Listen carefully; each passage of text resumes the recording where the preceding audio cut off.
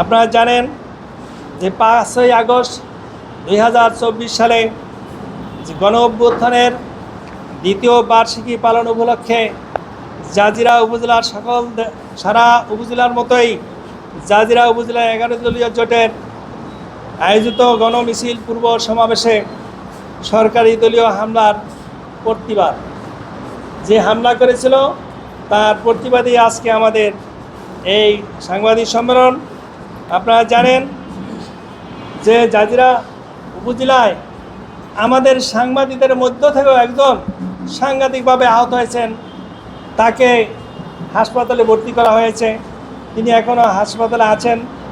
আজকে এই প্রতিবাদে আমাদের জোটের পক্ষ থেকে এই সম্মেলনে আপনাদের সামনে বলতে চাই, জাজিরা উপজেলায় 11 দলীয় ঐক্যের পক্ষ থেকে 2024 সালের জুলাই গণ অভ্যুত্থানের দ্বিতীয় বার্ষিকী পালন উপলক্ষে 5ই আগস্ট 2026 অর্থাৎ গতকাল বিকেল 5টায় জাজিরা শামসুল উলুম কামেল মাদ্রাসার মাঠ থেকে TNT মোড় পর্যন্ত গণমিছিল ও সমাবেশের সিদ্ধান্ত নেওয়া হয়।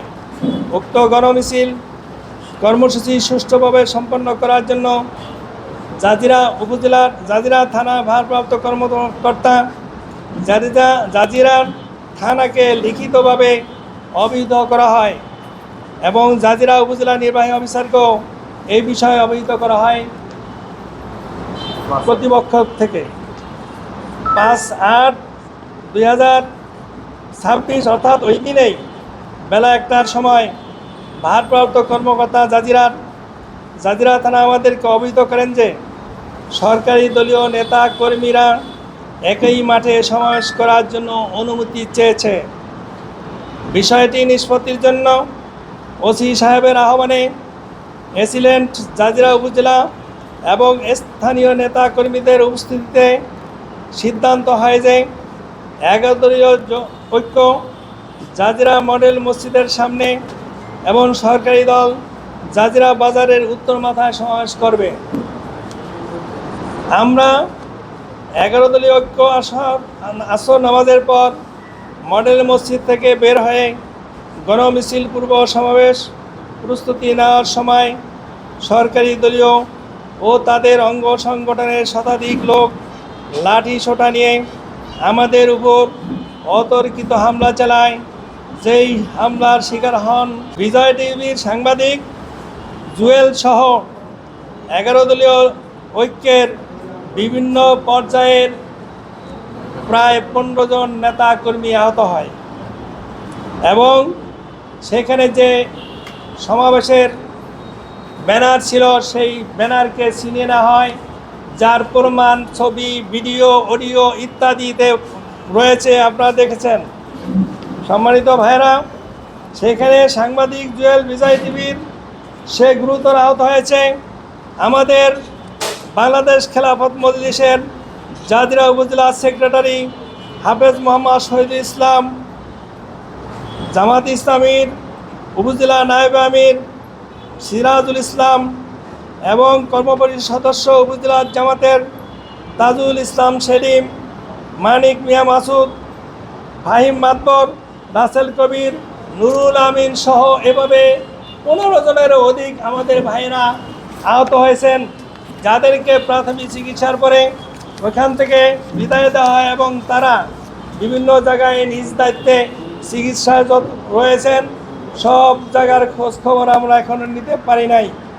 এখানে যারা হামলা করেছিল তারা চিহ্নিত সন্ত্রাসী বলে এলাকায় পরিচিত। আপনারা জানেন মোহাম্মদ জসিম ব্যাপারী, পিতা চুনাই ব্যাপারী, আকেল মাহমুদ মুন্সির কান্দি, জয় তার পিতার নাম জসিম ব্যাপারী, ফরহাদ খান পিতা মৃত্যু একাব্বর খান শিকদারনগর, ইমরান খান তার পিতার নাম সজীব খান সাং পয়সাগর এবং নুরুজ্জামান শিকদার পিতার নাম লান মিয়া মোল্লা ইউনিয়নের। এইভাবে আরও প্রায় শতাধিক লোক নিয়ে তারা আমাদের ওই মিছিলে হামলা করেছিল।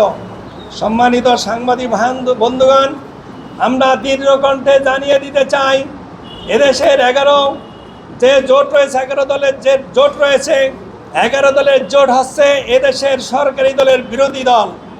বিরোধী দলের সংসদ সদস্য রয়েছে, তারা সেখানে তাদের কথা বলে 2024 সালে যেই ঘটনা হয়েছিল, ফ্যাসিবাদ বিদায় নিয়েছিল বাংলাদেশ থেকে, বৈষম্যহীন বাংলাদেশ, নতুন বাংলাদেশ গড়ার জন্য ছাত্র জনতা ঐক্যবদ্ধভাবে যে চেষ্টা চালিয়েছিল, তার সুফল আমরা পাইনি, সম্ভব হয়নি।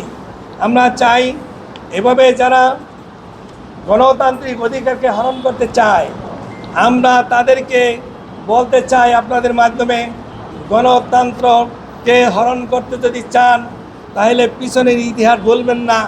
ওই পিছনের ইতিহাস যেটা হয়েছিল আপনারা জানেন, পালিয়ে যেতে বাধ্য হয়েছিল দলবল সহ, এবং কোনোদিন বাংলাদেশের মানুষ তাদেরকে স্থান দিবে বলে আমাদের মনে হয় না।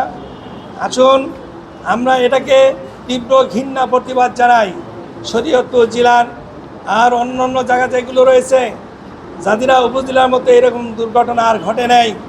আমরা ওই যারা আমাদের মিছিলে হামলা করেছিল, আহত যাদেরকে করা হয়েছে, আমরা ওই দোষীদের, প্রকৃত দোষী যারা রয়েছে তাদেরকে তদন্তের মাধ্যমে বের করে সুষ্ঠু বিচার দাবি করছি।